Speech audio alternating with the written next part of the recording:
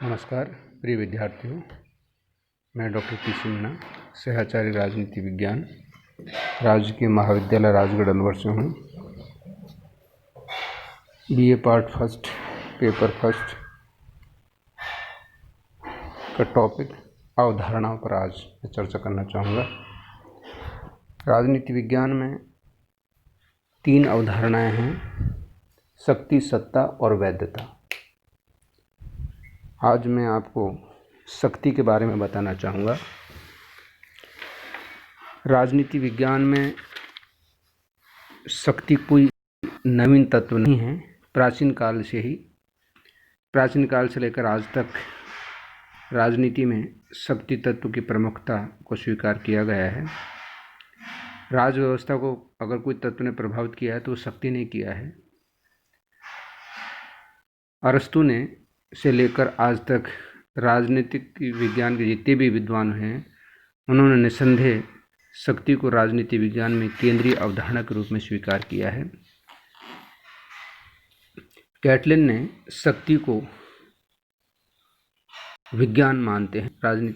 मार्गन्थो ने कहा कि शक्ति को राजनीति की केंद्रीय धारणा के रूप में स्वीकार किया है। इसी तरह से अगर हम शक्ति के अर्थ की बात करें तो शक्ति वह क्षमता है जिसके द्वारा एक राष्ट्र दूसरे राष्ट्र के व्यवहार को नियंत्रित और निर्देशित करता है। मैकाइवर ने शक्ति को परिभाषित करते हुए कहा है कि शक्ति से हमारा अभिप्राय व्यक्तियों या व्यवहारों को नियंत्रित करने, विनियमित करने या निर्देशित करने की क्षमता से है। रॉबर्ट बायरस्टेड का कहना है कि शक्ति बल प्रयोग की योग्यता है, न कि उसका वास्तविक प्रयोग। मार्गन्तो ने कहा है कि शक्ति में वह प्रत्येक वस्तु सम्मिलित है जिसके द्वारा मनुष्य के ऊपर नियंत्रण स्थापित किया जाता है एवं बनाए रखा जाता है। तो इस प्रकार हम देखते हैं कि विभिन्न विचारकों ने शक्ति की व्यक्तियों के पारस्परिक संबंधों का निर्णायक तत्व माना है। एक व्यक्ति की शक्ति इस बात पर निर्भर करती है कि दूसरे व्यक्तियों द्वारा उसे कितनी मान्यता दी गई है।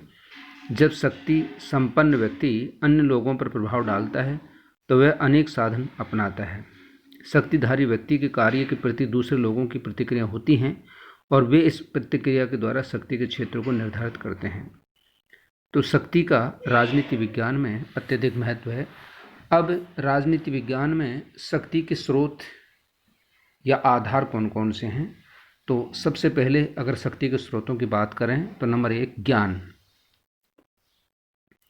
ज्ञान शक्ति का प्रथम महत्वपूर्ण स्रोत है। ज्ञान व्यक्ति को अपने लक्ष्यों को निश्चित करने एवं उसे प्राप्त करने की योग्यता प्रदान करता है। नंबर 2 प्राप्तियां व उपलब्धियां। इसे आर्थिक शक्ति का नाम भी दिया जा सकता है। यह शक्ति निर्धारण का बाहरी स्रोत है। इसके अंतर्गत धन की प्राप्ति एवं सुविधाएं, सामाजिक क्षेत्र में संपन्न लोकप्रियता तथा राजनीतिक क्षेत्र में प्राप्त सफलताएं आदि इसके अंतर्गत आते हैं। तीसरा है संगठन। वे संस्थाएं अधिक सफल एवं शक्तिशाली होती हैं जिनका संगठन अच्छा होता है। श्रमिक संघ, कर्मचारी संघ, किसान संघ, व्यापारिक संघ, राजनीतिक दल आदि के शक्तिशाली होने का यही एक आधार है। आकार। जो संस्था या संघ जितना बड़ा अर्थात जिसके सदस्यों की संख्या अधिक होगी वह उतना ही शक्तिशाली होगा। संगठन में शक्ति होती है, ऐसे जिसका जितना आकार होगा उतनी उसके पास में शक्ति होगी। नेक्स्ट है अन्य आधार। तो शक्ति के स्रोतों के अतिरिक्त आत्मविश्वास है, सत्ता है, विचार है, कार्य है, निजी आकर्षण है, करिश्मा है, बल तथा परिस्थितियां आदि भी शक्ति के स्रोत हो सकते हैं। इसके बाद में बच्चों शक्ति के कुछ प्रकार भी हैं।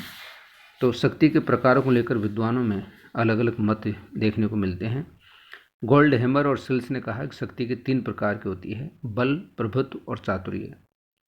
इसी तरह से मैक्स वेबर ने कहा कि शक्ति के 3 तत्व होते हैं: कानूनी अथवा वैधानिक, परंपरागत तथा करिश्मावादी। बायरस्टेड का कहना है शक्ति के 4 प्रकार होते हैं: दृश्य तथा अदृश्य, दमनात्मक तथा अदमनात्मक, औपचारिक तथा अनौपचारिक, प्रत्यक्ष तथा अप्रत्यक्ष शक्ति। शक्ति संबंधों के आधार पर शक्ति एक पक्षीय, द्विपक्षीय, बहुपक्षीय कह सकते हैं। केंद्रीकरण की दृष्टि से शक्ति केंद्रीय, विकेंद्रीय और बिखरी हो सकती है। क्षेत्रीय के आधार पर अंतर्राष्ट्रीय, राष्ट्रीय और भूखंड विशेष से संबंधित हो सकती है। तो इस प्रकार से शक्ति के अनेक प्रकार की हो सकती है। शक्ति का प्रयोग एवं सीमाएं। शक्ति का प्रयोग अविचारपूर्वक तथा स्वच्छंदतापूर्वक नहीं किया जाता है। इसके प्रयोग का अपना ढंग तथा सीमाएं होती हैं। यहाँ हमें शक्ति के दमनात्मक स्वरूप पर विचार कर रहे हैं। शक्ति का प्रयोग विभिन्न शक्तियों तथा साधनों द्वारा किया जाता है, जैसे पुरस्कार है देना, दंड देना, आर्थिक लाभ देना, रोकना आदि। प्राचीन भारतीय राजनीति में शक्ति को साम दाम दंड भेद की संज्ञा दी गई है। इन शक्तियों के मात्रा एवं प्रकार देश काल तथा संस्कृति विशेष के अनुसार परिवर्तित होते रहते हैं।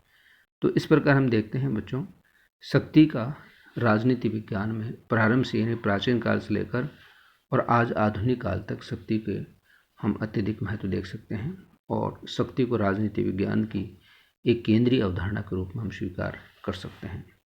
आज इतना ही। धन्यवाद।